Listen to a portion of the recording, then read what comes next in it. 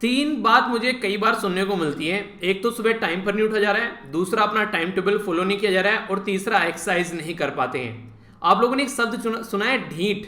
ढीठ बोलते हैं। ढीठ का मतलब ये होता है कि उसको कुछ भी बोल लो उसको असर नहीं होगा, मोटी चमड़ी का इंसान हो चुका है।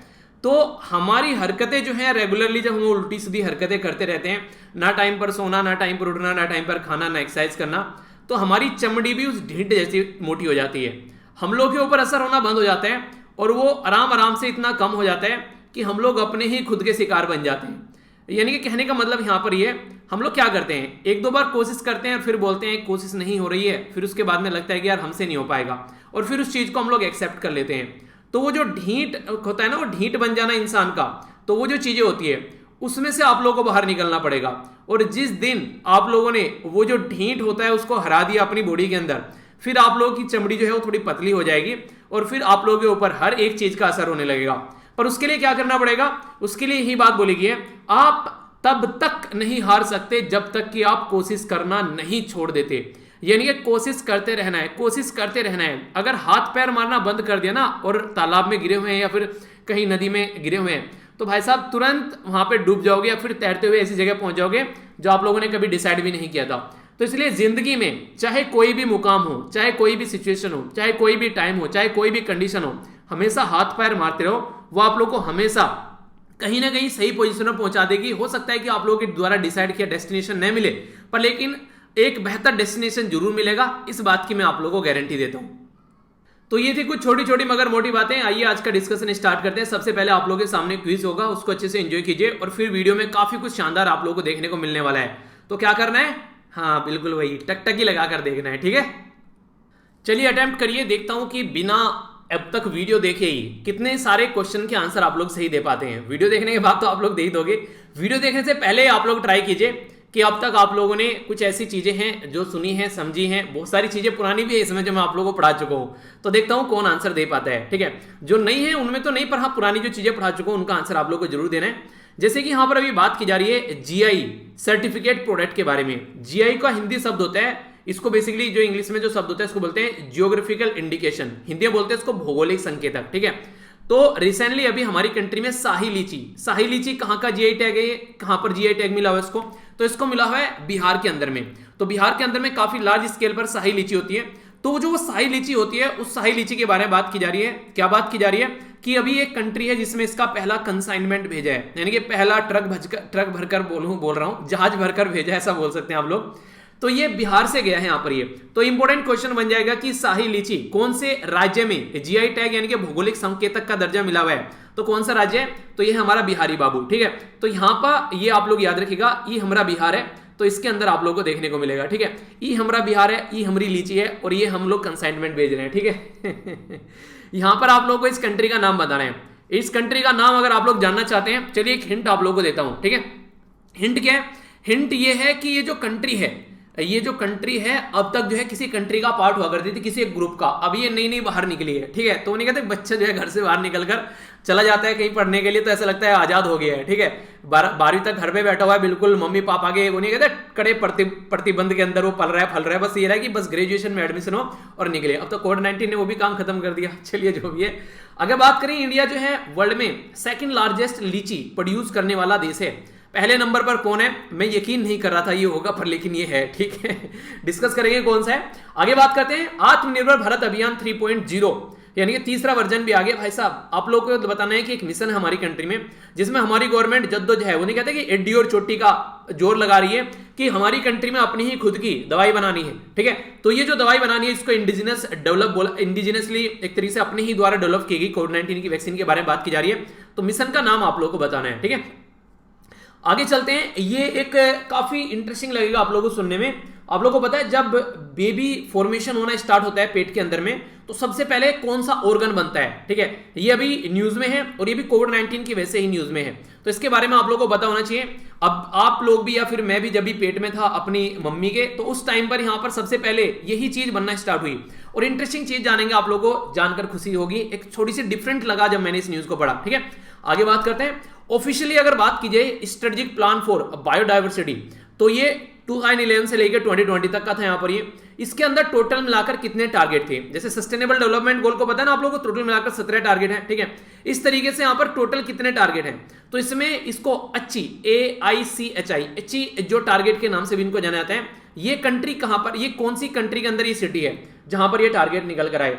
अगर इन्वायरमेंट के बारे में, डिजास्टर मैनेजमेंट के बारे में कुछ भी चीजें हैं तो एक कंट्री का नाम याद कर रखना, वो है जापान। वहां का नाम आप लोग मतलब मैक्सिमम चीजें आप लोगों को देखने को मिलेगी। अगर ऑप्शन में है तो आप लोग एक बार को नहीं तार तुक्का मार मुक्का वाली पोजीशन में है तो 90% चांस सही होंगे अगर एक बार को आप लोग उसका ऑप्शन लगाओगे। बाकी 10% तो कुछ भी हो सकता है। ये तब की बात है जब आप लोगों को लगे कि कुछ नहीं हो रहा है, कुछ कर लेते हैं, ठीक है। कौन सी मिनिस्ट्री है जिसके द्वारा स्ट्रेटजी जो यहां पर बात की जा रही है खरीफ स्ट्रेटजी 2021 के लिए, ये सेल्फ सफिशिएंट ईडेबल ऑयल यानी कि जो है ना जैसे सरसों का तेल होता है, सोयाबीन का अगर आप लोग बोले, या फिर आप लोग बोले सूरजमुखी का तेल, ठीक है। तो इनके जो तेल निकाले जाते हैं तो इस तरीके के तेल के बारे में बात की जा रही है। तो हमारी कंट्री में सेल्फ सफिशिएंट की बात की जा रही है, तो जानेंगे इसके बारे में। इंडिया और कौन सी कंट्री का नाम बताना है, MOU मेमोरेंडम ऑफ अंडरस्टैंडिंग, एक तरीके का एग्रीमेंट बोल सकते हैं आप लोग। मिलिट्री कोऑपरेशन की बात की जा रही है दोनों देशों के द्वारा, कहां पर, ये नेवी वाले फील्ड में, ठीक है, मेरी टाइम सिक्योरिटी के लिए। तो ये कंट्री कौन सी है ये बताना है, और भी कई सारी बातें जानेंगे। ये एक इंटरेस्टिंग क्वेश्चन है, अगर इनमें से किसी राज्य में से आप लोग आते हैं तो इसके बारे में जरूर ध्यान से सुनिएगा। गुजरात, दूसरे नंबर पर महाराष्ट्र और तीसरे नंबर पर है फिलिंग द ब्लैंक्स। हमारी कंट्री में जो FDI है, FDI होता है फॉरेन डायरेक्ट इन्वेस्टमेंट, यानी कि दूसरे देश में से जो हमारी कंट्री में आकर जो इन्वेस्टमेंट कर रहे हैं उसके बारे में बात की जा रही है। सबसे ज्यादा इन्वेस्टमेंट कहां पर आया, वो आया गुजरात के अंदर में, मोदी जी का राज्य है। दूसरे नंबर पर महाराष्ट्र। देखिए इंटरेस्टिंग चीज आप लोग यहां पर, सबसे पहले आया गुजरात के अंदर में, ठीक है, गुजरात थोड़ा ऊपर है, नीचे उसके महाराष्ट्र आ गया, ठीक है। फिर उसके नीचे आप लोगों को देखने को मिलेगा, मतलब इसके नीचे ही है अगर आप लोग इसको काउंट करेंगे। अब आप लोग बताइए कौन सा है वो राज्य, इसके नीचे जो राज्य पड़ेगा लगभग, अगर आप लोगों को मैं बोलूं तो, यानी कहने का मतलब ये कि इनसे ऊपर नहीं है, वो इनसे नीचे ही है। चलिए 4 ऑप्शन मैं आप लोगों को देता हूं, आप भी क्या याद करोगे कि समीर से पहला पड़ा है। 3 ऑप्शन देता हूं, चलिए अब तो और भी आसान हो जाएगा आप लोगों के लिए। नहीं 3 नहीं 4 देता हूं, चलो 4 सही रहेंगे, ठीक है। कर्नाटका है वो, आंध्र प्रदेश है, केरला है, या फिर तमिलनाडु है। तो इन चारों में से बताइए, आप लोगों का क्वेश्चन जो है थोड़ा सा आसान कर दिया मैंने। चाइना जो है वो 3rd कंट्री है जो लैंड की कहां पर, मार्स यानी कि लाल प्लेनेट यानी कि लाल ग्रह पर, ये किसके बाद में ये यहां पर लैंड करी है। अब तक कौन लैंड कर चुके हैं ऑलरेडी यहां पर, यूएस से, यानी कि डोनाल्ड ट्रंप जो है, डोनाल्ड ट्रंप तो नहीं रहे बेचारे, जो बाइडन लैंड करके जा चुके हैं यहां पर, ठीक है। एक और कंट्री है जो ऑलरेडी लैंड कर चुकी है, हालांकि वो उस टाइम पर ये कंट्री नहीं थी, एक ग्रुप था, तो इसका नाम आप लोगों को बताना है। तो काफी प्यारा और इंटरेस्टिंग ये डिस्कशन रहने वाला है। जैसे मैंने इसको एंजॉय किया है पीपीटी बनाने में, उतना ही एंजॉय करूंगा मैं इसको पढ़ाने में। तो आप लोगों को भी क्या करना है, हाँ वही टक ही लगा कर देखना है, ठीक है। तो आइए शॉर्ट न्यूज डिस्कस करेंगे एक एक कर। पहले शॉर्ट न्यूज हम लोग देखेंगे, इसके बाद में फिर डिटेल में न्यूज होगी। वो न्यूज ऐसी होगी जो कि एक पर्टिकुलर टॉपिक आप लोग समझिए कवर हो जाता है, ठीक है। शॉर्ट न्यूज पहले समझ लेते हैं। शॉर्ट न्यूज में बोला गया यहाँ पर, जब बेबी स्टार्ट होता है यहाँ पर, जो मतलब जैसे हमारी मदर है उनके पेट में जब बेबी स्टार्ट हुआ, तो ये जो एरिया आप लोगों को देखने को मिल रहा है, इस एरिया को बोलते हैं प्लेसेंटा। प्लेसेंटा सबसे पहले फॉर्मेशन होता है, यानी कि जब बेबी बनना स्टार्ट होता है तो सबसे पहले प्लेसेंटा बनता है। प्लेसेंटा एक तरीके से आप लोग जैसे कर्ण का सुरक्षा कवच था ना, ये बेबी का सुरक्षा कवच आप लोग इसको बोल सकते हैं। तो अभी जब कोविड-19 जो की दवाई दी गई यहाँ पर प्रेग्नेंट वुमेन को, तो ये देखा गया कि प्लेसेंटा के ऊपर उसका कोई भी नेगेटिव इंपैक्ट नहीं पड़ा। अगर प्लेसेंटा के ऊपर उसका नेगेटिव इंपैक्ट पड़ता है तो इसका मतलब ये कि प्रेगनेंसी को ये हैम्पर कर सकता है। प्रेगनेंसी के ऊपर नेगेटिव इंपैक्ट पड़ता तो यहां पर दिक्कतें हो सकती हैं। तो जो भी प्रेग्नेंट वुमेन है जब उनको दवाइयां दी गई तो ये देखने को मिला कि प्लेसेंटा पर इसका कोई इंपैक्ट नहीं पड़ा। तो इसका मतलब ये कि प्रेग्नेंट वुमेन को आप लोग कोविड-19 की दवाई दे सकते हो, पॉइंट नंबर 1। दूसरी बात जो बोली गई कि सेफ है उनके लिए यहां पर ये। इसी के बाद में प्लेसेंटा जो है ये फर्स्ट ऑर्गन होता है जब प्रेगनेंसी के ड्यूरेशन में फॉर्म होता है, यानी ये प्लेसेंटा बताता है कि अब जो है जो बेसिकली वुमेन है वो एक बेबी को कंसीव करने वाली है, प्रेगनेंसी होने वाली है, तो प्लेसेंटा फॉर्मेशन होना स्टार्ट हो जाता है। इसी के साथ में अगर बात की जाए यहाँ पर ये काम क्या क्या करता है, बेसिकली क्या क्या ड्यूटी परफॉर्म करता है, यानी कि प्लेसेंटा जो है ये एक तरीके से बेबी का रखवाला है। तो उसको अगर ऑक्सीजन चाहिए तो प्लेसेंटा को बोलेगा बेटा ऑक्सीजन भेज मेरे पास में, तो प्लेसेंटा तुरंत आएगा, भागा भागा ऑक्सीजन लेगा, ठीक है। इसी के साथ में जो भी चीजें रिक्वायरमेंट होगी, न्यूट्रिशन चाहिए, वो सारी चीजें तो ये प्लेसेंटा ही प्रोवाइड कराते हैं यहाँ पर बेबी को। तो आप लोगों ने देखा जो बेबी का जो बेसिकली नाभि होती है, तो नाभि में एक जब बेबी होता है तो थोड़ा सा लंबा सा नाभि कटा हुआ पड़ा रहता है, ठीक है। तो वो प्लेसेंटा के साथ में कनेक्ट होता है, सारी चीजें बॉडी में जाती रहती हैं। जो प्लेसेंटा यहाँ पर ये अगर बात करें यहाँ पर प्लेसेंटा मैनेज करता है जो हार्मोन्स होते हैं, इम्यून सिस्टम के साथ में। ये जो न्यूज़ है, ये जो अगली इन्फॉर्मेशन है, तो थोड़ा ध्यान से सुनिएगा। हमारी बॉडी काम कैसे करती है, अगर कोई बीमारी हमारी बॉडी में लगती है तो हमारी बॉडी का जो इम्यून सिस्टम है उस बीमारी के साथ में लड़ने स्टार्ट कर देता है, खूब दबाकर फाइट करता है। पर लेकिन एक टाइम ऐसा आता है कि उसको ये लगने लगता है कि हाँ ये जो बीमारी है तो मैंने मार दी, या फिर ये बीमारी इतनी हावी हो गई है मुझे मारेगी, तो तब तक लड़ता रहता है। पर लेकिन प्लेसेंटा जो है, जब बेबी का फॉर्मेशन होता है तो बॉडी में कुछ नया चेंज हो रहा होता है, तो उस टाइम पर प्लेसेंटा हमारे इम्यून सिस्टम को बताता है कि ये कोई बाहर की चीज नहीं है, ये कोई इंट्रूडर नहीं है बॉडी के अंदर जो आ रहा है, ये अपना ही पार्ट है और इसको सहजकर बॉडी के अंदर रखना है। तो प्लेसेंटा बॉडी को बताता है कि हाँ इम्यून सिस्टम को कि इसके साथ में गलत व्यवहार तुमको नहीं करना है, ठीक है, ये बॉडी का ही पार्ट है। क्योंकि इम्यून सिस्टम तो लग जाएगा कि कुछ गलत आ गया बॉडी के अंदर उसके साथ में लड़ने में, तो प्लेसेंटा उसको बोलता है कि यार ये घर का ही आदमी है। इस जैसे कि आप लोग नया नया कुत्ता लेके आए कोई, ठीक है, वो क्या करेगा, मान लीजिए घर में सबको तो वो प्यार करने लगा है, पर कोई ऐसा मेंबर है जो जब तक घर पे नहीं आया, वो बाहर रह रहा 5-6 महीनों से, वो घर पे आ गया, तो वो कुत्ता क्या है उसको काटने के लिए दौड़ेगा, ठीक है। तो आप लोग बोलेंगे कि नहीं यार इसको मत काट, ये घर का ही आदमी है, ठीक है। तो वो काम यहाँ पर प्लेसेंटा कर रहा है, ठीक है। तो ये पूरा फॉर्मेशन आप लोगों को देखने को मिलेगा। ऑलरेडी ये जो दवाई है ये यहाँ पर अलग अलग कंट्री में ट्राई की जा चुकी है, यहाँ पर इसके साथ में यहाँ पर यूके में भी आई थिंक ये ट्राई की जा चुकी है, ब्राजील में भी, ठीक है। तो कोई भी यहाँ पर बाहर नहीं थी, पर हमारी कंट्री में बाहर रखा गया था कि प्रेग्नेंट वुमेन को कोई इसकी वजह से नुकसान न पहुंचे। तो काफी प्यारी सी ये न्यूज थी, अगर कुछ डाउट हो तो जरूर बताइएगा। आगे बढ़ते हैं। ये जो न्यूज है यहाँ पर, ये भी एक इंटरेस्टिंग न्यूज है। यहाँ पर ये साइड में आप लोगों को ये पिक्चर दिख रही है, जिसको दिख रही है वो यस बोलो, जिसको नहीं दिख रही है वो नो बोलो। ये पिक्चर आप लोग इंस्टाग्राम पर देख सकते हैं जाकर, इसको जूम कर देखिए तो आप लोग इसको देख पाएंगे। ये जब लास्ट ईयर फुल मून देखने को मिला था तो उस टाइम की पिक्चर थी, ठीक है। तो उस टाइम पर मैंने ये पिक्चर ली थी, यहाँ पर मैं खड़ा हूं और यहाँ पर ये फुल मून है बराबर में, ठीक है। तो ये फुल मून की पिक्चर थी। फुल मून मतलब पूरा चंद्रमा, ठीक है, जिसको सुपर मून के नाम से भी जाना जाता है। तो अभी ये फुल मून क्यों बोलते हैं इसको, क्या ऐसी कंडीशन रहती है, इस टाइम पर जो चांद है वो पृथ्वी के सबसे नजदीक होता है, और जो सबसे नजदीक हो वो सबसे क्लियर दिखाई देगा, तो इसलिए इसको फुल मून बोला जाता है। अब फुल मून के साथ में जो चंद्र ग्रहण भी हो जाए तो ये तो डबल कंडीशन हो गई। तो अभी यहां पर ये देखने को मिल रहा है कि सुपर मून जो हो रहा है ये 26 मई को हो रहा है। इसी के साथ में यहां पर ये बेसिकली हुआ, इसी के साथ में यहां पर ये टोटल जो लूनार इक्लिप्स भी देखने को मिला यहां पर, इसी के साथ में फर्स्ट टाइम जब यहां पर 2019 के बाद में अब चीजें यहां पर देखने को मिल रही है। यानी कि एक तो फुल मून हो गया, ठीक है, और इसी के साथ में टुगेदर जो ये चीजें हो रही हैं, तो काफी सिग्निफिकेंस है यहां पर। लास्ट टाइम जो था वो पूरा कंप्लीट नहीं था 2019 में, जो यहां पर लूनर इक्लिप्स था। अब यहां पर ये लूनर इक्लिप्स भी टोटल हो रहा है और फुल मून भी, तो 6 साल के बाद में यहां पर कोई ऐसी कंडीशन देखने को मिल रही है। तो सिचुएशन ये रहती है कि जो पृथ्वी है वो काफी पास में रहती है उस टाइम पर मून के, ठीक है। तो यहाँ पर सेम टाइम आप लोग यहाँ पर देखने को मिलेगा बेसिकली। तो ये सुपर मून की कैटेगरी में आता है जब यहाँ पर इसको चेक किया जाता है। नॉर्मली अगर आप लोगों से पूछे, जैसे आप लोगों ने पढ़ा भी होगा ज्योग्राफी में, नॉर्मली जो डिस्टेंस होती है, चलिए आप लोगों के लिए क्वेश्चन चलिए बता देता हूँ, ठीक है। आप लोगों ने 2 शब्द सुने होंगे, एक को तो बोलते हैं पैरोगी, एक को बोलते हैं अपोगी, ठीक है। तो जो पैरोगी होती है उस टाइम पर हमारी जो पृथ्वी होती है वो चांद से लगभग 3,60,000 किलोमीटर की दूरी पर होती है, ठीक है। पर लेकिन जो अपोगी होती है, अपोगी को आप लोग ऐसे यूज कर सकते हैं जैसे कि दूरी पर जाना, ठीक है, तो उस टाइम पर दूर होती है। तो ये पैरोगी वाली सिचुएशन आप लोग बोल सकते हैं जब यहाँ पर पास में आता है, ठीक है। इस तरीके से आप लोग बोल सकते हैं इसको पेरेजी या फिर इसको यहाँ पर अपोजी भी बोलते हैं कई बार, ठीक है। तो कुछ भी आप लोग बोलिए, पर लेकिन कॉन्सेप्ट आप लोग की समझ में आना चाहिए, ओके। तो ये आप लोगों के सामने पूरी न्यूज हो गई, ठीक है। आगे बढ़ते हैं। जब भी बिहार की कोई न्यूज़ आती है, मेरे कई सारे फ्रेंड हैं जो बिहार के रहने वाले हैं, तो मुझे कई सारे गाने वो सुनाया करते थे। तो कई बार याद आ जाते हैं वो गाने। हमको बिहारी कहलत अपनी तो नींद लगी, कुछ ऐसा करके गाना था।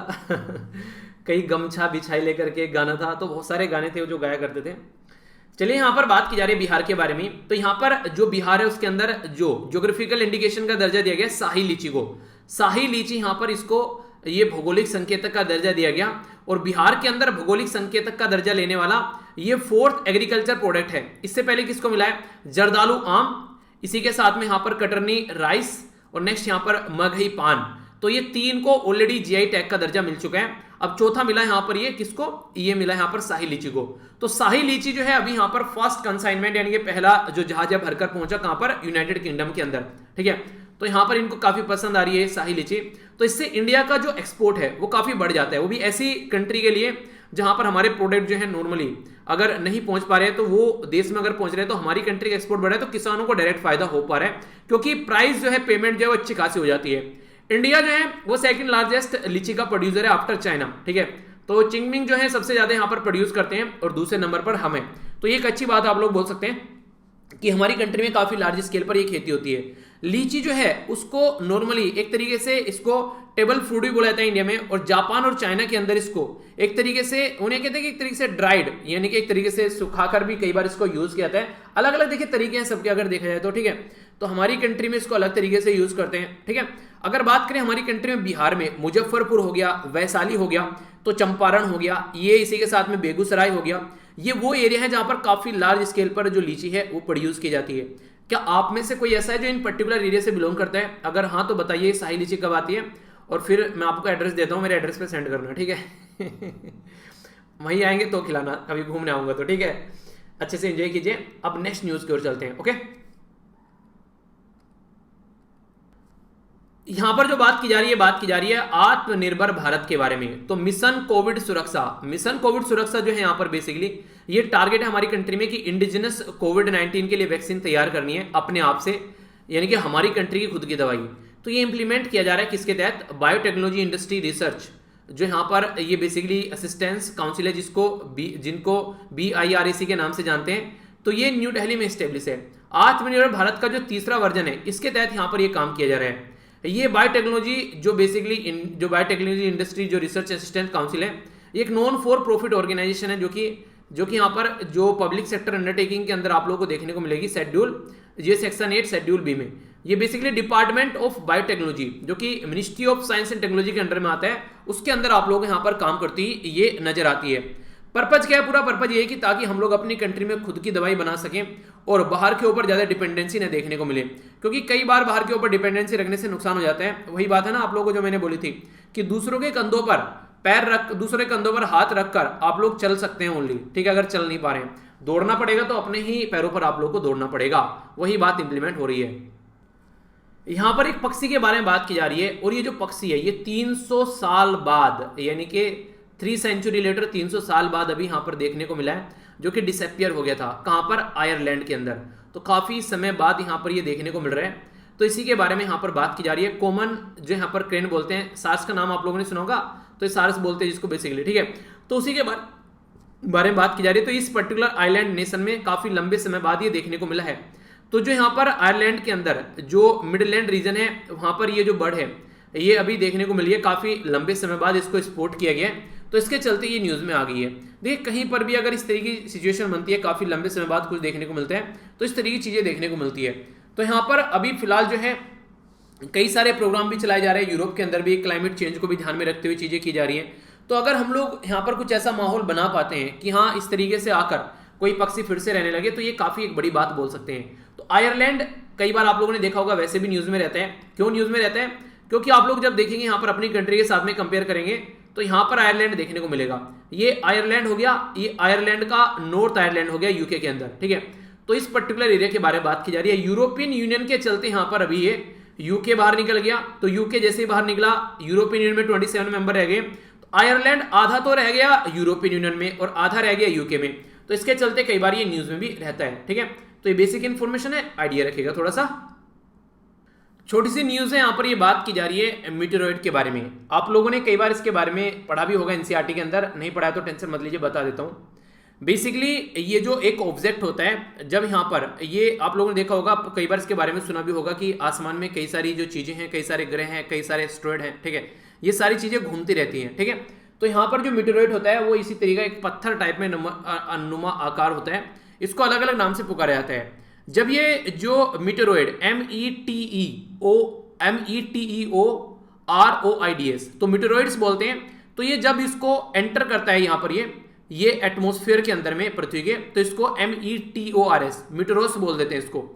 जब ये पृथ्वी से जाकर टकरा जाता है तो इसको METORITS मीटेरॉइड्स बोल देते हैं। तो पहले इसको मीटेरॉइड बोलते हैं, फिर जब पृथ्वी के अंदर एंट्री करता है तो इसको मीटेरोस बोल देते हैं, और जब यहाँ पर ये पृथ्वी से टकरा जाता है तो इसको मीटियोराइट बोलते हैं। तो ये सारे इसी के नाम है, ये अलग अलग तरीके से इनको पुकारा जाता है। ये बेसिकली एक पत्थर का ऑब्जेक्ट आप लोग यहाँ पर बोल सकते हैं। यूके में फरवरी में 2021 में ऐसा ही एक यहाँ पर पत्थरनुमा आकृति का यहाँ पर देखने को मिला था, यहाँ पर ये विंच कोम्बे में, ठीक है। तो यहाँ पर लोकेशन है जहाँ पर देखने को मिला। तो अभी न्यूज में किस लिए, क्योंकि नेशनल हिस्ट्री ऑफ म्यूजियम ये कहां पर है, जो यूएसए के अंदर, जो यूके के अंदर है, उसमें डिस्प्ले करने की बात की जा रही है। ये लगभग 103 जो ग्राम का है यहाँ पर ये, और यहाँ पर ये जो मिला था इनका नाम था मीरा इनका नाम था इनका बेसिकली जो नाम था मीरा इहाज, ठीक है। तो यहाँ पर जो इनका नाम था, ये जो बेसिकली जो टीम ने साथ में मिलकर काम किया, तो यूनिवर्सिटी ऑफ ग्लासगो, तो मिलकर इनके द्वारा इसके ऊपर स्टडी भी की जा रही है वैसे, ठीक है। तो ये काफी एक रेयर इसको बोला जा रहा है जो कि देखने को मिला, तो इसी के ऊपर चीजें देखने को मिल रही है। बेसिकली अगर कोई ऐसी चीजें मिलती है ना, उससे ये पता चल जाता है कि पृथ्वी का फॉर्मेशन कब हुआ, कई सारी और बातों का पता चल जाता है, तो उसकी वजह से कई ज्यादा न्यूज में आ जाते हैं। ओके, यहां पर हम लोग बात करेंगे इंटरनेशनल न्यूज के बारे में, और ये जो न्यूज है ये काफी इंपॉर्टेंट भी है। अगर आज के टाइम से आप लोग चीजों को देखिएगा, तो यहाँ पर आप लोगों को अगर मैं थोड़ा सा कुछ बातें बताऊं सस्टेनेबल डेवलपमेंट गोल के बारे में, इनको बोलते हैं SDG। सस्टेनेबल डेवलपमेंट गोल जो है टोटल मिलाकर 17 हैं, जो कि अलग अलग एरिया में काम करते हैं, जैसे कि गरीबी मिटानी है, भुखमरी मिटानी है, अच्छी हेल्थ होनी चाहिए, अच्छी पढ़ाई होनी चाहिए, सोसाइटी में भेदभाव नहीं होना चाहिए, जेंडर इक्वलिटी होनी चाहिए, तो वो सारी बातें यहाँ पर ये करता है। तो ये ऑल ओवर वर्ल्ड में ये इन सब चीज़ों को सुधारने का काम करता है, ताकि सोसाइटी को अच्छी सोसाइटी बनाई जा सके। इसी के जैसे कुछ और गोल आप लोगों को देखने को मिलेंगे, जिनके बारे में आप लोगों ने हालांकि सुना भी होगा।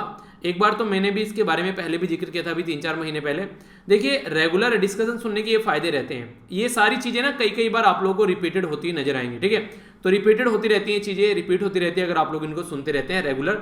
अभी यहाँ पर बात की जा रही है प्रोटेक्टेड प्लैनेट रिपोर्ट के बारे में, यानी कि PPR। तो ये जो कैसे अपना प्लैनेट यानी कि जैसे पृथ्वी के बारे में बात करिए, तो कैसे उसको प्रोटेक्ट करना है, ठीक है। तो उसके लिए यहाँ पर ये रिपोर्ट है जो कि ये बता रही है कि कैसे कैसे आज की डेट में जो यहाँ पर क्या क्या टारगेट है, किस तरीके से हम लोग रह रहे हैं, और United nation convention on biological जो डाइवर्सिटी है, तो किस तरीके से हम लोगों ने एम्बिशियस गोल रखे थे और कैसे हम लोग उनको अचीव कर रहे हैं। तो उसका एक एनालिसिस आप लोग इसको बोल सकते हैं। किसके द्वारा मिलकर इसको रिलीज किया गया, तो यूनाइटेड नेशन इन्वायरमेंट जो प्रोग्राम है, जो वर्ल्ड कंजर्वेशन मॉनिटरिंग सेंटर है, इसके साथ में मिलकर international union for conservation of nature, यानी कि कैसे नेचर को कंजर्व करना है, और नेशनल जियोग्राफिकल सोसाइटी जो है, इनके द्वारा मिलकर इसको तैयार किया गया है। By annual basically landmark publication होता है, इनके 2 साल में एक बार पब्लिकेशन आप लोगों को देखने को मिलेगा। इसी के साथ में 2020 में जो एडिशन है, ये फाइनल रिपोर्ट प्रोवाइड करा रहे हैं यहाँ पर किसके बारे में, अच्छी बायोडाइवर्सिटी टारगेट के बारे में। आप लोगों ने इनका नाम सुना होगा, टोटल मिलाकर ये 20 टारगेट हैं, यानी कि एनवायरमेंट के बारे में अवेयरनेस फैलाना है, वैल्यू ऑफ द बायोडाइवर्सिटी होनी चाहिए, रिमूवल ऑफ द जो भी यहाँ पर परसिवियर्स है उनके बारे में बात की जा रही है, सस्टेनेबल प्रोटेक्शन के बारे में बात की जा रही है, ठीक है। तो ये अलग अलग चीजें हैं। तो यहाँ पर जो बात की जा रही है प्रोटेक्टेड एरिया के बारे में बात की जा रही है, जो कि 11वें नंबर का गोल आप लोगों को देखने को मिलेगा, ठीक है। तो इसके बारे में यहाँ पर बात की जा रही है, समझने की कोशिश करते हैं। यहाँ पर ये 11वें नंबर का जो गोल है वो क्या बात कर रहे हैं, ये बोलता है कि 17 मिलाकर जो 17% जो टेरेस्ट्रियल जो बेसिकली लैंड है, इनके जो जमीन है और पानी के अंदर जो है उसको कंजर्व करना है, क्योंकि आज के डेट में कई सारी जो जमीन है वो बंजर होती जा रही है, तो उसको आप लोगों को प्रोटेक्ट करना है। तो 6 मिलाकर टोटल यहाँ पर आप लोगों को ये जो 11th टारगेट के अंदर 6 पार्ट देखने को मिलेंगे। 10% कोस्टल और जो मैरीन एरिया है उसको कंजर्व करना है। एरिया पर्टिकुलर जो इंपोर्टेंस है कंजर्व करने के लिए, इनके कोई एरिया है पर्टिकुलर उसको कंजर्व करना है, तो उसको भी टारगेट किया गया है। एरिया जो अफेक्टेड होता है ये इक्विटेबली जो मैनेज करना है उसको, प्रोटेक्ट एरिया इकोलॉजिकली, ये सारे रटने नहीं है, बस पता होना चाहिए कि हाँ ऐसा भी कोई टारगेट है जिसमें यहाँ पर कुछ ऐसी ऐसी बातें आप लोगों को देखने को मिल रही है। और ये ग्लोबल बायोडाइवर्सिटी जो आउटलुक है उसके बारे में यहाँ पर ये बात की जा रही है। तो इन सब चीजों को ध्यान में रखकर आप लोग क्या अंडरस्टैंड कर पाएंगे, आप लोग ये अंडरस्टैंड कर पाएंगे कि यार जब इन्वायरमेंट के बारे में बात करते हैं तो ये कुछ ऐसे एरिया हैं जिनको हम लोग को साथ में लेकर चलना है, ठीक है। यानी कि आप लोगों से पूछे ऐसे डायरेक्ट तो आप लोगों से पूछे नहीं जाएंगे, पर हाँ पर्टिकुलर ऐसा पूछ लिया जाता है कि हाँ ये पर्टिकुलर जो गोल है ये किस टारगेट के अंदर इसके अंदर आते हैं। ये अच्छी जो है ये कहाँ पर है, जापान के अंदर में, ठीक है। जैसे नगोया प्रोटोकॉल का नाम सुना ना, उसी तरीके से आप लोग इसको अंडरस्टैंड कर सकते हैं। एक रिपोर्ट है जिसका एक ऑफिशियली जिसको अगर आप लोग बोला जाए तो इसको स्ट्रेटेजिक प्लान फॉर बायोडाइवर्सिटी 2011 से लेकर 20 तक बोला गया।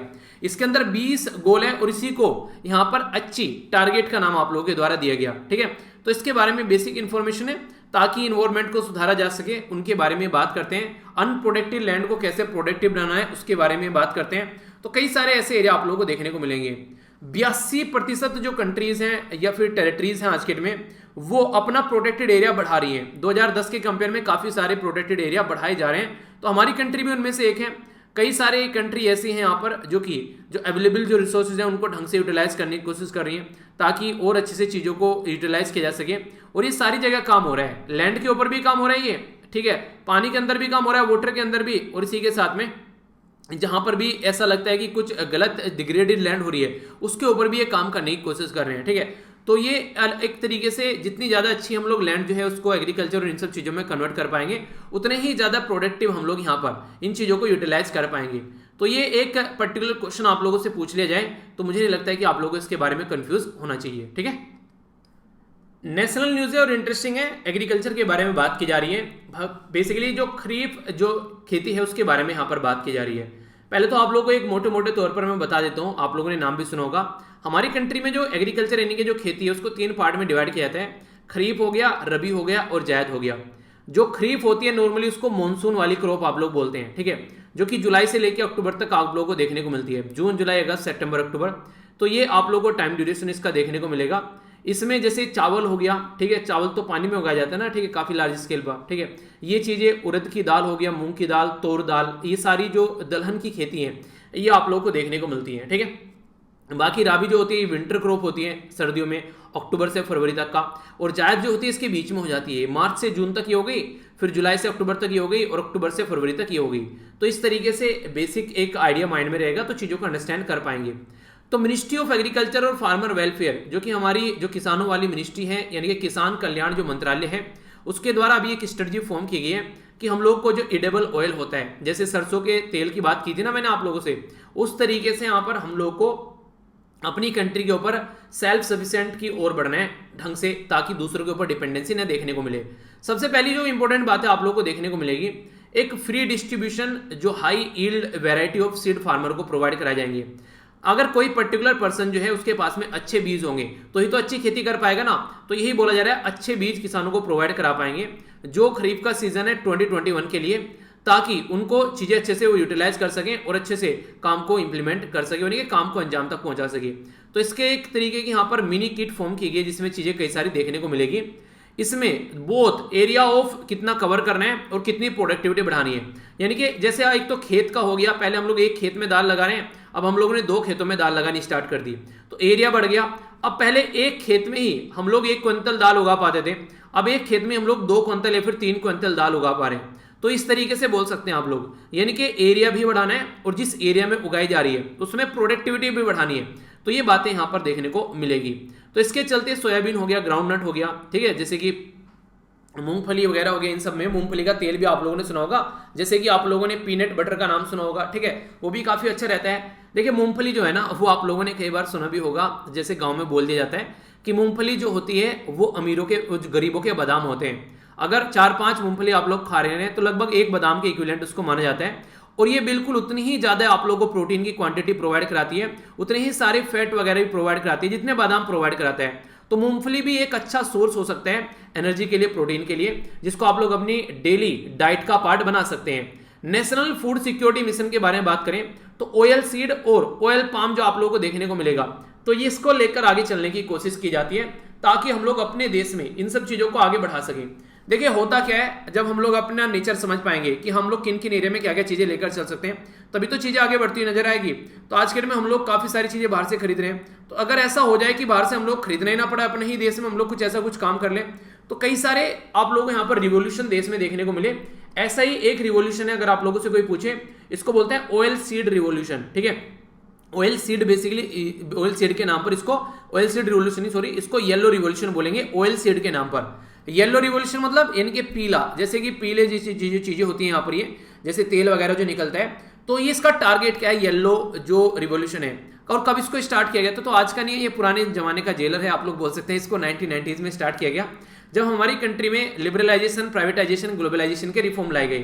तो सेकंड मोस्ट इंपोर्टेंट जो आज के दिन में देखने को मिलेगा, ये इंपॉर्टेंट है एग्रीकल्चर इकोनॉमी के लिए। और इसी के साथ में जो यहाँ पर सीरियल्स होते हैं, यानी कि जो मोटे अनाज आप लोग बोल सकते हैं, ठीक है, उनको किस तरीके से इसके अंदर इंक्लूड करके चलना है। और पर्पज ये रहता है ताकि यहाँ पर प्राइमरी जो ग्रोन किया जाए, जो ऑब्टेन किया जाए वेजिटेबल जो ऑयल है उनको भी।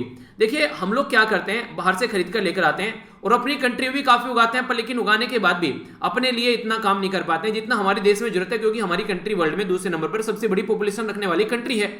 तो इंडिया जो है वो huge amount of oil seed जो है वो हमारी कंट्री में आप लोगों को देखने को मिलेगा। एक अच्छा इन्वायरमेंट भी है। तो वर्ल्ड में 5वें नंबर पर सबसे ज्यादा हम लोग जो प्रोड्यूस करते हैं oil crop, oil seed crop, यानी कि जैसे सरसों हो गया, दलहन वगैरह, ये सब चीजें, ठीक है। पर लेकिन हम लोग फिर भी लार्जेस्ट इंपोर्टर हैं, यानी कि जितना हम लोग उगाते हैं उसमें हमारा पेट नहीं भरता है, हम लोगों को बाहर से खरीद कर लाना पड़ता है, तब जाकर हमारे घर में चूल्हे रोटी जलते हैं। तो अगर हम लोग अपने ही कंट्री में इतना सारा उगा सकें कि दूसरों से खरीद कर न लाने पड़े तो कैसी बात होगी।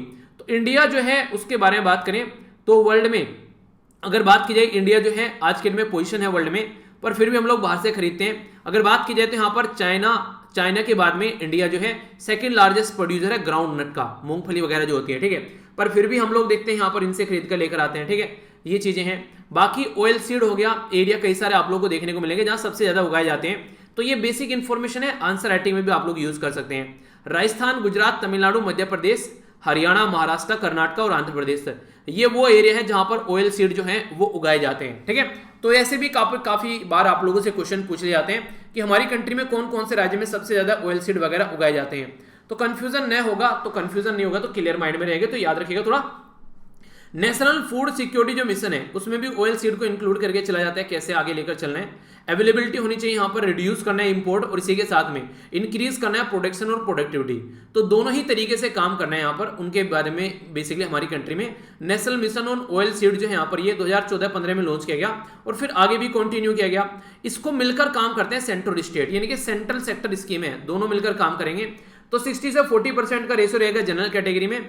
ये बात की जा रही है इस पर्टिकुलर मिशन के बारे में, ठीक है। इसी के साथ में 90 से 10 का रहेगा नॉर्थ ईस्टर्न या फिर हिमालय रीजन में, यानी कि जो पहाड़ वाले इलाके रहते हैं। देखिए पहाड़ वाले इलाके में ना ज्यादा कोई इंडस्ट्री वगैरह लग नहीं पाती है, खेती हो नहीं पाती है, तो वहां पर पैसा ज्यादा नहीं होता है उनके पास में, ठीक है। तो इसलिए सेंट्रल गवर्नमेंट मैक्सिमम पैसा देती है। एक बच्चे के द्वारा बोला गया sir central government north east में या फिर हिमालय में इतना पैसा क्यों देती है, तो वहां पर रीजन यही है कि ना तो इंडस्ट्री है ना खेती हो रखी है, तो इसके चलते उनकी भरपाई जो है वो सेंट्रल गवर्नमेंट के द्वारा करी जाती है, ठीक है।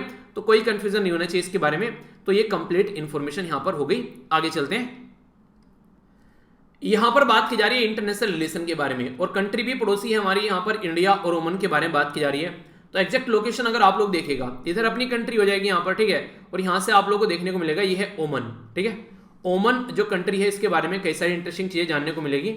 और यहां पर अभी मैं आप लोगों को एक इंटरेस्टिंग क्वेश्चन बताऊंगा, आप लोगों को सुनकर भी अच्छा लगेगा, ऐसे क्वेश्चन एग्जाम में बन जाते हैं, तो ध्यान से सुनिएगा। इंडिया और जो ओमन है उनके द्वारा अभी एक एमओयू यानी कि मेमोरेंडम ऑफ अंडरस्टैंडिंग आप लोगों को देखने को मिलेगा, जो कि यहाँ पर बेसिकली जो मिलिट्री सिक्योरिटी के बारे में, सॉरी मैरीटाइम सिक्योरिटी के बारे में बात की जा रही है। देखिए आज की डेट में अगर हमको अपनी कंट्री में कोई प्रोडक्ट लेकर आना है, ठीक है, तो वो इसी पर्टिकुलर एरिया से होता हुआ आप लोग काफी लार्ज स्केल पर नजर आएगा। तो हमारी कंट्री के लिए वैसे भी काफी इंपॉर्टेंट है। जैसे कि मान लीजिए कुछ व्यापार करना है, तो यहाँ से तेल वगैरह क्रूड ऑयल खरीद के लेकर आना है, तो यहाँ से जाएगा। तो अगर यहाँ पर समुद्री लुटेरे घूम रहे हैं, जैसे पायरेट्स ऑफ कैरिबियन मूवी आप लोगों ने देखी होगी ना, अगर वो लोग यहाँ पर घूम रहे हैं तो कई बार उसके ऊपर अटैक किए जाते हैं, तो हम लोगों को अपने जहाज जो होते हैं उनको सिक्योर करना पड़ता है। तो यहाँ पर ओमन काफी बड़ा रोल प्ले करता है। इंडिया का स्ट्रेटेजिक पार्टनर है ओमन। अगर बात करें यहाँ पर गल्फ कोऑपरेशन काउंसिल, अरेबियन जो लीग है या फिर इंडियन ओशन रिम एसोसिएशन है, ये वो ऑर्गेनाइजेशन है जिसमें इंडिया के लिए यहाँ पर अपनी आवाज भी उठाता है। इंडिया हालांकि मेंबर है यहाँ पर जो इंडियन ओशन रिम एसोसिएशन का, ठीक है, पर लेकिन ना तो गल्फ कोऑपरेशन काउंसिल का है ना ही अरब लीग का है। तो अगर कुछ ऐसी बातें होती है तो कई बार जो ओमन है वो हमारी आवाज भी यहाँ पर उठाने का काम करते हैं, जो कि हमारे लिए काफी फायदा है। हमारी और ओमन की जो है ज्योग्राफी और हिस्ट्री और कल्चर भी लिंक्ड है एक दूसरे के साथ में, तो इसके चलते भी हमारे विचार जो हैं वो आपस में मिलते हैं। अगर यहां पर मैं बात करूं बेसिकली इंस्टीट्यूट मैकेनिज्म के बारे में जो मिलकर काम करें, तो ज्वाइंट कमीशन मीटिंग का पर्पज है, एक तरीका है, और बाकी ज्वाइंट बिजनेस काउंसिल भी आप लोगों को देखने को मिलेगी। कोऑपरेशन किया जाता है दोनों कंट्री के द्वारा कई सारे एरिया में। अगर यहां पर इंटरेस्टिंग चीज आप लोग देखेगा मैप के अंदर में एक पर्टिकुलर एरिया जिसका नाम दिया गया स्टेट ऑफ हार्मुज, ठीक है। स्टेट ऑफ हार्मुज आप लोगों से पूछ ले किस किस को कनेक्ट करता है, तो पर्शियन गल्फ को अरेबियन सी के साथ में कनेक्ट करता है, और ईरान इतना ज्यादा न्यूज में है, ये क्वेश्चन आप लोगों से आसानी से पूछा भी जा सकता है, तो इसमें कोई कंफ्यूजन नहीं रखना है। अगर ओमन के बारे में बात करें तो ये one of oldest defence partner है इंडिया का, यानी काफी पुराने समय से हम लोग समुद्री लिटोरल से मिलकर हम लोग लड़ रहे हैं, तो डिफेंस में काफी अच्छे से कोऑपरेट करते हैं। सप्लाई करता है राइफल टू ओमन, ओमन को हम लोग राइफल वगैरह सप्लाई करते हैं। डिफेंस प्रोडक्शन यूनिट के फील्ड में ओमन को काफी कुछ हम लोग प्रोवाइड कराते हैं। ओमन और इंडिया के बीच में आर्मी, एयरफोर्स और नेवी की एक्सरसाइज भी है। आर्मी की एक्सरसाइज को बोलते हैं इंडिया और ओमन के बीच में अल नज, ठीक है। अगर बात करें एयरफोर्स की, इसको बोलते हैं ईस्टर्न ब्रिज। अगर बात करें नेवल एक्सरसाइज को, तो इसको बोलते हैं यहाँ पर नसीम अल बहर, ठीक है। तो ये हमारे और ओमान के बीच में अगर एक्सरसाइज के बारे में कुछ पूछे, डिफेंस के बारे में कुछ टाइज के बारे में पूछे, तो कुछ लिखने के लिए भी अगर आप लोगों से आ जाए, या फिर ये तो आप लोगों से डायरेक्ट भी क्वेश्चन पूछ लिया जाएगा प्रीलिम्स वगैरह में, फिर मत बोलना क्वेश्चन कहां से बन गए, सर बताया नहीं था। बताते बताते भी क्वेश्चन आप लोग गलत करते हो। भाई साहब बताने के बाद तो थोड़ा सुधर जाया करो, बिना बताए हुए भी एक बार समझ में आता है, बिना बताए हुए गलत कर दिए। ओमन जो है, ये इंपॉर्टेंट पॉइंट है जो मैं बोलने जा रहा हूं, ध्यान से सुनना। ओमन जो है वो माना जाता है गेटवे। गेटवे किसके? स्टेट ऑफ हार्मुज को। क्यों बोला जाता है गेटवे? क्योंकि इंडिया जो है 1/5 जो इंडिया का ऑयल इंपोर्ट होता है वो इसी एरिया से होता है। आप लोग बोलोगे सर ये ओमन कहां से आ गया यहाँ पर? ओमन तो यहाँ पर है, ठीक है, यहाँ खत्म हो गया, स्टेट ऑफ हार्मुज यहाँ पर है, तो कहां पर आ गया? तो ये वाला मैप देखिए, ये जो ओमन हो गया यहाँ पर, इसकी कैपिटल हो गई मस्कट। इसका एक छोटा सा पोर्शन आप लोगों को यहाँ पर देखने को मिलेगा, ठीक है। ये एग्जैक्ट लोकेशन आप लोग यहाँ पर देखते हैं। तो यहाँ पर ओमन जो है ये वैसे डायरेक्ट कनेक्ट नहीं है यहाँ पर, ये बिल्कुल ऐसे जैसे यूएसए का अलास्का नहीं है जो यूएसए के साथ में कनेक्ट नहीं है, अलग पार्ट हो गया। इसी तरीके से ओमन का ये छोटा सा पार्ट आप लोगों को यहाँ पर देखने को मिलेगा। तो इसीलिए जो यहाँ पर स्टेट ऑफ हार्मुज में ओमन भी काफी बड़ा रोल प्ले करता है। तो इसीलिए यहाँ पर ये लाइन लिखी गई है कि ओमन यहाँ पर बोला जा रहा है कि gateway of the state of Hormuz है। वरना मैप में आप लोग देखते हैं अगर वहां पर इसका लोकेशन ना हो तो फिर कोई मतलब नहीं रहता है, पर लेकिन इसकी लोकेशन है तो इसलिए इंडिया के लिए यहाँ पर और इंपॉर्टेंट हो जाता है। इंडिया के द्वारा यहाँ पर साइन किया गया था कंट्री के साथ में 2018 में। यहाँ पर बात की जा रही है ड्यूकम। ड्यूकम जो पोर्ट है जो मैंने आप लोगों को यहाँ पर दिखाया भी है, ये हो गया ड्यूकम, ठीक है, DUQM। तो ये काफी इंपॉर्टेंट पोर्ट है इंडिया के लिए। इसी के साथ में यहाँ पर इनहेंस करते हैं स्ट्रेटेजिक डेप्थ दोनों रिलेशन में। और यहाँ पर इंडो पैसिफिक रीजन में जो वेस्टर्न और जो सदर्न पार्ट है इंडियन ओशन का, उसमें भी मिलकर यहाँ पर काफी अच्छे से हम लोग काम कर पाते हैं। बेसिक पर्पज क्या है? देखिए हर जगह घुमा फिराकर हमारी जो सुई है वो एक ही जगह आकर रुकती है, और है चाइना पे। चाइना की बदतमीजी, चाइना की बुरी हरकतें हम लोगों को अलग अलग कंट्री के साथ में अलग लेवल पर पहुंचने की एक तरीके से कोशिश करने के लिए मजबूर करता है, ताकि हम लोग इनसे थोड़ा सा हटकर रह सके और अपनी चीजों को आगे लेकर चल सके। तो ये चाइना की बदतमीजियां हैं जिसके चलते हम लोग को और ज्यादा सिक्योर रहना पड़ता है, ठीक है। चलिए जो भी है आइडिया रखिएगा थोड़ा सा इसके बारे में। इकोनॉमी के बारे में न्यूज है और बड़ी प्यारी सी न्यूज है, काफी इंटरेस्टिंग चीजें आप लोगों को जानने को मिलेगी। बात की जा रही है FDI के बारे में। FDI को बोलते हैं फॉरेन डायरेक्ट इन्वेस्टमेंट, ठीक है। तो नॉर्मली इसको हिंदी में अगर बोले अपनी कंट्री में तो प्रत्यक्ष विदेशी निवेश, इसको हिंदी में वर्ड यूज किया जाता है।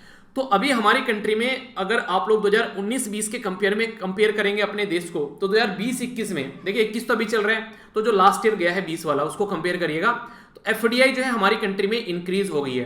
तो जो यहाँ पर फाइनेंशियल ईयर 2020-21 के लिए इंडिया में जो ग्रोथ है वो 10% देखने को मिल रही है। 82 बिलियन FDI हमारी कंट्री में हो गई है।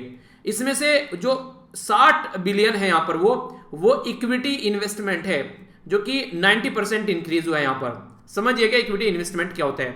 कोई पर्टिकुलर एक कंपनी है, मान लीजिए एक कंपनी है जिसका नाम है HCL, ठीक है।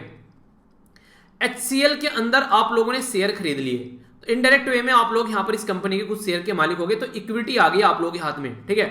तो इस तरीके से आप लोग अंडरस्टैंड कर सकते हैं कि हमारी कंट्री के शेयर खरीदे गए हमारी कंट्री की कंपनी में, तो उसमें FDI आ रखी है, ठीक है।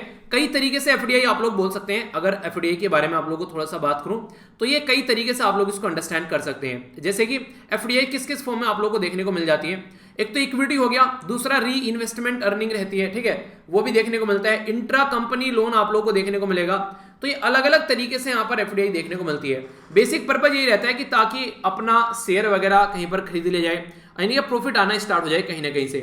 अगर 2019-20 में बात करें तो 74.39 बिलियन था यहाँ पर ये, जो कि अब 50 बिलियन के करीब यहाँ पर आप लोगों को देखने को मिल रहा है, ठीक है। जो बेसिकली जिसमें 50 बिलियन इक्विटी थी, अब ये 50 की जगह 60 बिलियन इक्विटी हो गई है, ठीक है। और यहाँ पर 74 से ये 82 बिलियन हो गई है FDI। अगर आप लोगों से कोई ये पूछ ले कि आप लोग ये बताओ कि सबसे ज्यादा कौन सी कंट्री से हमारी कंट्री में इन्वेस्टमेंट आ रहा है, तो ये सिंगापुर से।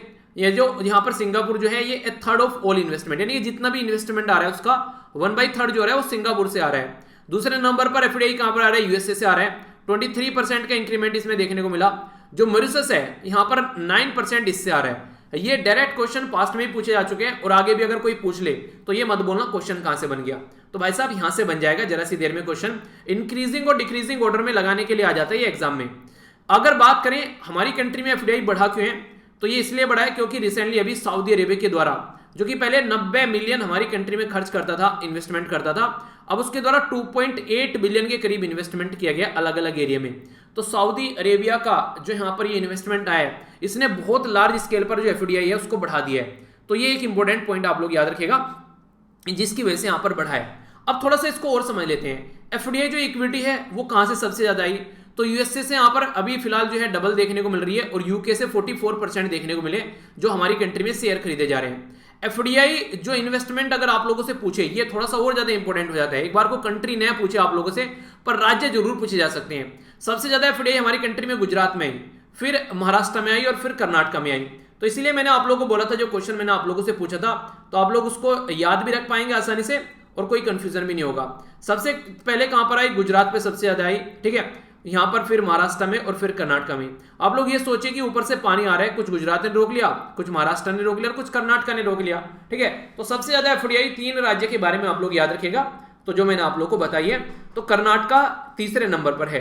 टोटल किस सेक्टर में एफडीआई है, ऐसे क्वेश्चन यूपीएससी के फेवरेट हो जाते हैं, ठीक है। यहां पर कंप्यूटर जो सॉफ्टवेयर है उसमें सबसे ज्यादा है, कंप्यूटर सॉफ्टवेयर और हार्डवेयर, ये जो आईटी वाला फील्ड है ना, जो इंफॉर्मेशन कम्युनिकेशन टेक्नोलॉजी, उसमें काफी लार्ज स्केल पर एफडीआई सबसे ज्यादा 44% के करीब, ठीक है।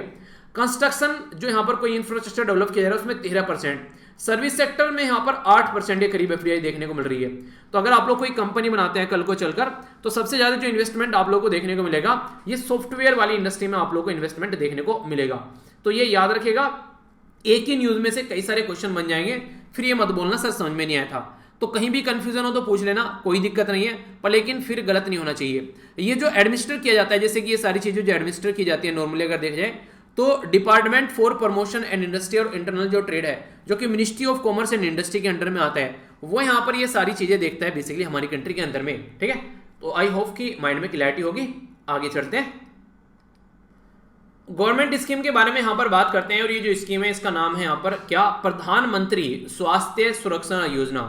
अभी हमारी कंट्री में देखिए बीमारी के चलते बहुत सारा एक इन्वेस्टमेंट करने की कोशिश की जा रही है अलग अलग एरिया में, क्योंकि कोविड-19 ने हमारी खाट खड़ी कर दी है। खाट खड़ी करने का मतलब हमको नानी याद दिला दी है कि भाई साहब बहुत कुछ नहीं कर रहे हो आप लोग, काफी कुछ आप लोगों को करना है। तो इसी के चलते अब इन्वेस्टमेंट की बात की जा रही है। वैसे हमारी कंट्री में कई सारे प्रोग्राम हैं, जैसे आप लोगों ने उनके नाम भी सुने होंगे, अभी बताऊंगा। पहले इस प्रोग्राम के बारे में बात करते हैं। अभी 12 नए एम्स, जिसको बोलते हैं all India institute of medical science, ये यहाँ पर अप्रूव किए गए प्रधानमंत्री स्वास्थ्य सुरक्षा योजना के तहत। तो अगर एम्स के बारे में बात करें तो किसके तहत आ रहे हैं यहाँ पर, प्रधानमंत्री स्वास्थ्य सुरक्षा योजना के तहत। ये स्कीम जो है 2003 में यहाँ पर लॉन्च की गई थी हमारी कंट्री में, ताकि रीजनल लेवल पर जो इम्बैलेंस है, अफोर्डेबल और रिलायबल जो हेल्थ केयर नहीं है, वो सब जगह प्रोवाइड कराई जा सके और क्वालिटी ऑफ हेल्थ केयर आ सके। ये नहीं कि बस ऐसे ही काम चल रहा है, ठीक है। नोडल जो मिनिस्ट्री है, ministry of health and family welfare, आप लोग यहाँ पर इसकी नोडल मिनिस्ट्री देखने को मिलेगी। तो ये इसके बारे में कुछ बेसिक चीज हो गई। बाकी जो 2 कंपोनेंट देखने को मिल रहे हैं, एक तो सेटिंग करनी है एम्स जैसे इंस्टीट्यूशन की हमारी कंट्री में, और अपग्रेड करना है गवर्नमेंट की जो मेडिकल कॉलेज की जो वेरियस स्टेट के अंदर अवेलेबिलिटी है उसको। तो यहाँ पर सेंटर और स्टेट जो है वो दोनों मिलकर काम करेंगे, तभी हेल्थ वाले सेक्टर में हम लोग ढंग से काम कर पाएंगे। आखिर दोनों मिलकर क्यों काम कर रहे हैं, देखिए बेसिकली अगर बात करें तो अकेले राज्य के बस की बात नहीं है, सेंटर को साथ में आना ही पड़ेगा। पर लेकिन संविधान के अंदर आप लोग जाएंगे तो 7वें शेड्यूल में 3 लिस्ट हैं, सेंट्रल लिस्ट पहली हो गया, स्टेट लिस्ट दूसरा हो गया और कंटेंट लिस्ट तीसरा हो गया। सेंट्रल लिस्ट में सेंट्रल लॉ बनाता है, जैसे डिफेंस, कम्युनिकेशन या दूसरे मैटर जो होते हैं, एफडीआई वाले मैटर हो गए। स्टेट लिस्ट में स्टेट लॉ बनाते हैं, जैसे कि आप लोग यहाँ पर एग्रीकल्चर वगैरह हो गया, ठीक है, हेल्थ वगैरह हो गया, तो ये स्टेट के अंदर आता है। कॉन्करेंट लिस्ट में दोनों लॉ बना सकते हैं, जैसे एजुकेशन वगैरह हो गया, ठीक है। तो हेल्थ जो है वैसे तो स्टेट लिस्ट के अंदर में आता है, पर लेकिन इंपॉर्टेंट बात यहां पर यह है कि अगर इंटर स्टेट जो कोई बीमारी ट्रांसमिट हो रही है तो वो फिर कॉन्करेंट लिस्ट में आता है, तो सेंटर को भी मिलकर यहां पर काम करना होता है। तो कई सारे प्रोग्राम सेंट्रल गवर्नमेंट के द्वारा जैसे लॉन्च किए गए। अभी बात की यहां पर प्रधानमंत्री जो स्वास्थ्य सुरक्षा निधि हो गया, ठीक है, ये लॉन्च किया गया हमारी कंट्री में, जिसके चलते हमारी कंट्री में बेसिकली जो हेल्थ और एजुकेशन से निकल के आया, ताकि पैसा इकट्ठा किया जा सके। निधि का मतलब फंड एक तरीके से, ठीक है। इसी के साथ में पीएम आत्मनिर्भर जो स्वास्थ्य भारत जो स्कीम चलाई गई, तो ये 2020 जो 21-22 के बजट में अनाउंस की गई। यहाँ पर एम यही कि हमारी कंट्री में प्राइमरी, सेकेंडरी, टर्सरी हर लेवल का जो हेल्थ सेक्टर है उसको बढ़ाया जा सके। हमारी कंट्री में हम लोग 1.2 या फिर 1.3 के करीब अपने हेल्थ के ऊपर खर्च करते हैं। तो जो स्पेशलिस्ट है उनके द्वारा ये बोला जाता है कि लगभग ये हम लोग को 2.5 या फिर 3 के करीब, हम लोग को 3% के करीब खर्च करना चाहिए। पर लेकिन और अच्छा करना है तो लगभग 6% हम लोग को ओनली हेल्थ के ऊपर खर्च करना चाहिए। पर लेकिन इतनी हमारी औकात नहीं है अभी। पर लेकिन कम से कम 3% तो हम लोगों को करना ही चाहिए, जो कि आधा बैठते हैं। नेशनल डिजिटल हेल्थ मिशन लाया गया जिसमें हेल्थ आईडी देने की बात की गई, ताकि हमारी कंट्री में अगर किसी को कभी भी कोई भी बीमारी हो रखी है उसके बारे में इंफॉर्मेशन रहेगी और फिर पता चल जाएगा अच्छा ये इंसान को ये बीमारी थी, अगर कल कोई और बीमारी हो रही है तो उसका इलाज आसानी से कर पाएंगे। ये बिल्कुल ऐसे ही जैसे रिपोर्ट कार्ड नहीं होते हैं, अगर कहीं आप लोग इंटरव्यू देने जा रहे हो तो तुरंत आप लोग के मार्क्स पूछ लेते हैं तो बोलता है बताओ 10वीं में कितने नंबर थे। तो ये भी कंडीशन देखने को मिलती है, ठीक है। तो कई बार ऐसी प्रॉब्लम निकल कर आती है कि पहले तो इंसान ने अच्छे से पढ़ाई नहीं की, फिर आगे चलकर टारगेट अच्छे हो गए, पढ़ना स्टार्ट कर दिया। कई बार ऐसे भी देखने को मिलेगा 10वीं में सेकंड डिवीजन, 12वीं में सेकंड डिवीजन और लोंडे ने यूपीएससी क्लियर कर दिया है। तो सारा मेहनत का खेल है यार, जिसने मेहनत कर ली उसी के सर पर सहरा होगा। सहरा शादी का नहीं कह रहा हूँ, जॉब का कह रहा हूँ, ठीक है। तो ये सारी चीजें हैं। प्रधानमंत्री भारतीय जन औषधि योजना चलाएगी ताकि लोगों को जेनरिक दवाई पहुंचाई जा सके, ठीक है। इसी के चलते नेशनल हेल्थ पॉलिसी भी आई 2017 में, जिसमें बोला गया कि हाँ इतना पैसा खर्च करना है। तो दुनिया भर के प्रोग्राम है, पर लेकिन वो प्रोग्राम जनता तक कितने पहुंच पा रहे हैं वो सबसे बड़ी सोचने वाली बात है। तो ये बेसिक इंफॉर्मेशन है जिसके बारे में आप लोग एक मोटा मोटा आइडिया रख सकते हैं। आइए साइंस और टेक्नोलॉजी में लेकर चलते हैं और कुछ बेसिक इंफॉर्मेशन भी आप लोगों से मैं शेयर करूंगा। ये लाल ग्रह देखने को मिल रहा है और चाइना का ये यहाँ पर आप लोगों को सिर्फ देखने को मिल रहा है, इसी के बारे में यहाँ पर ये न्यूज है। तो न्यूज क्या है पहले उसको समझते हैं और फिर कुछ बेसिक इंफॉर्मेशन आप लोगों को मैं लाल ग्रह के बारे में बताऊंगा कि आखिर क्या क्या चीजें हैं, समझते हैं पहले। अभी यहाँ पर ये है, यहाँ पर इसका जो नाम है ये है तियानवेन फर्स्ट। तो यहाँ पर तियानवेन जो फर्स्ट है ये अभी लैंड किया मार्स के ऊपर, ठीक है। तो ये बेसिकली फर्स्ट मार्स जो रोवर है चाइना का, जिसका देखिए चाइना के द्वारा अभी रोवर उतारा गया और चाइना ऐसा नहीं कि पहली कंट्री यहाँ पर, ठीक है। तो इसका जो नाम है इसका नाम है जुरोंग, ठीक है, ZHURONG। तो जुरोंग जो यहाँ पर ये रोवर है ये किसका है, तो ये चाइना का है। रोवर जो होता है बेसिकली वो क्या होता है, जैसे आप लोग यहाँ पर देखिए ये होता है लैंडर, जाकर लैंड कर गया। 3 तरीके के प्रोडक्ट आप लोगों को देखने को मिलेंगे, जैसे ये पृथ्वी है और यहाँ पर ये मार्स हो गया। तो पृथ्वी से मार्स पर हम लोगों ने कोई एक प्रोडक्ट भेजा, कोई एक प्रोजेक्ट भेजा, उस प्रोजेक्ट में 3 कंपोनेंट आप लोगों को देखने को मिलेंगे। एक कंपोनेंट तो ये है कि जो जाएगा निकलेगा और ऑर्बिट में घूमना स्टार्ट कर देगा इसके चारों ओर, ठीक है। दूसरा कंपोनेंट वो होगा जो जाएगा और मार्स की सतह पर जाकर बैठ जाएगा, जैसे ये बैठा हुआ है, ठीक है। इसको बोलते हैं, ये तो हो गया ऑर्बिटर और ये हो गया लैंडर जो कि लैंड कर गया। तीसरा कंपोनेंट होता है इसके अंदर से रोबोट निकल कर आता है जो कि लैंडर होता है और फिर वो सतह पर घूमता है, ठीक है। तो ये हो गया फिर क्या, ये हो गया यहाँ पर बेसिकली लैंडर हो गया यहाँ पर और ये हो गया रोवर जो कि घूमता है। अभी यूएस से एक कदम और आगे चला गया, उसने यहाँ पर जाकर अपना हेलीकॉप्टर उतार दिया छोटा सा जो कि घूम रहा है। तो इस तरीके से आप लोग अंदाजा लगा सकते हैं। तो तीसरी कंट्री बन गया अभी यहाँ पर यूएसए और यूएसएसआर के बाद में, यूएसआर या मतलब सोवियत यूनियन यानी कि जो रसिया है आज के डेट में, विघटन होकर कई सारी कंट्री बाहर निकले तो फिर ये बन गया, ठीक है। तो इसके बारे में अगर बात करिए तो चाइना जो है इससे पहले प्रीवियसली यहाँ पर इनके द्वारा यहाँ पर यिंगहू फर्स्ट मार्स मिशन भेजा गया जो सपोर्ट किया गया रसिया के द्वारा, पर लेकिन फेल हो गई, यानी कि मुंह मुंह आकर लगे चाइना वाले, ठीक है। जिसके चलते यहाँ पर ये आगे चलकर डिसइंटीग्रेटेड हो गया पैसिफिक ओशन में 2012 में। तियानवेन जो फर्स्ट है यहाँ पर ये यहाँ पर इनके द्वारा लंबा उतर गया ये रॉकेट, यानी कि लंबा चला गया, तो इसी का नाम यहाँ पर लॉन्ग मार्च है, यानी कि ठीक है, याद रख लेना। इससे ये होता है कि ऐसी ऐसी चीजें आप लोग अगर तीरंदाजी लगाते हैं तो भूलते नहीं है। तो तियानवान इतना लंबा गया तो ये लॉन्ग मार्च पर गया। तो ये लॉन्ग जो मार्च है उसका 5 वाला रॉकेट इसको लेकर गया और यहाँ पर लूनार के सेंटर में जाकर उतरा, यहाँ पर ये फिर, ठीक है।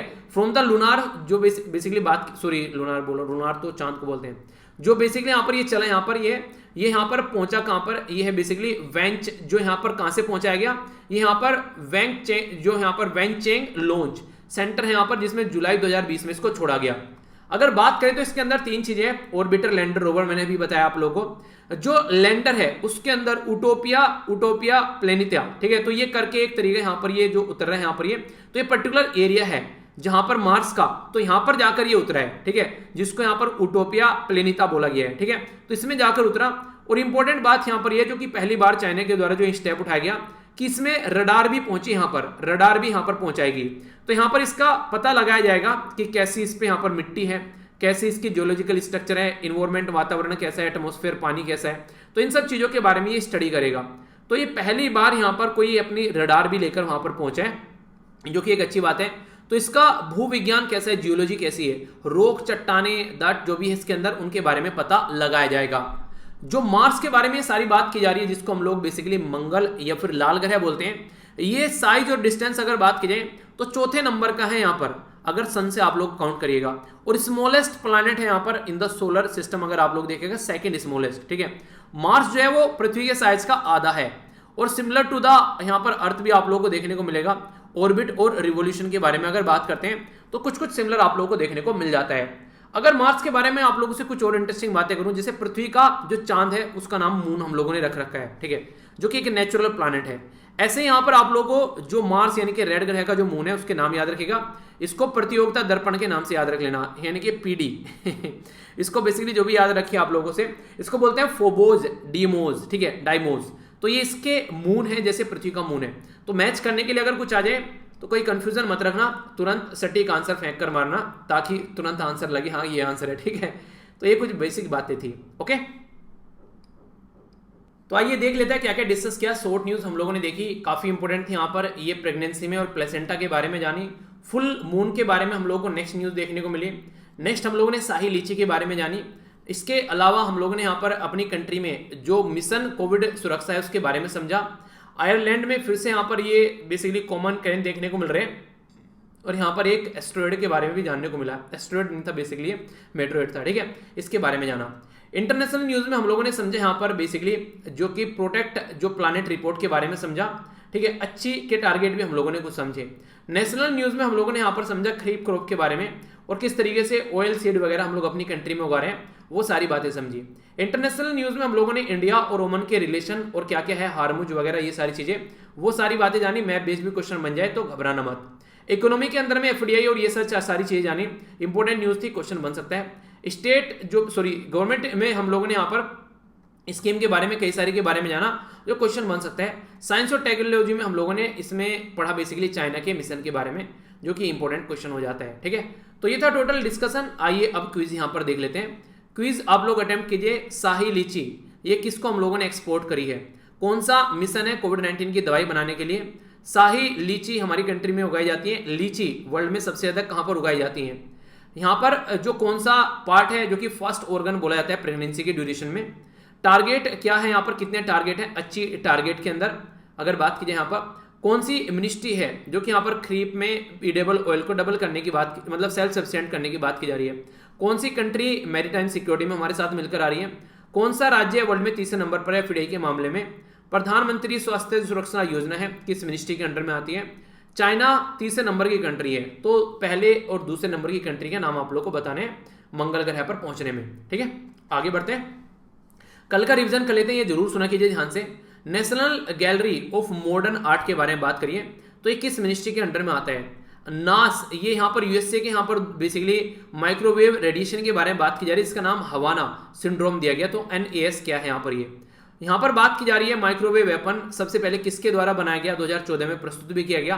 कौन सी मिनिस्ट्री है जो ट्रांसजेंडर के लिए 1500 रुपए की एक इंस्टॉलमेंट देने की बात कर रही है। National institute of social defence किस मिनिस्ट्री के अंडर में आता है, ये बताना है। NALSA की फुल फॉर्म बतानी है, जिससे कि चलते जो किन्नर हैं, हिजरे हैं, उनको हमारी कंट्री में थर्ड जेंडर की करार दिया गया।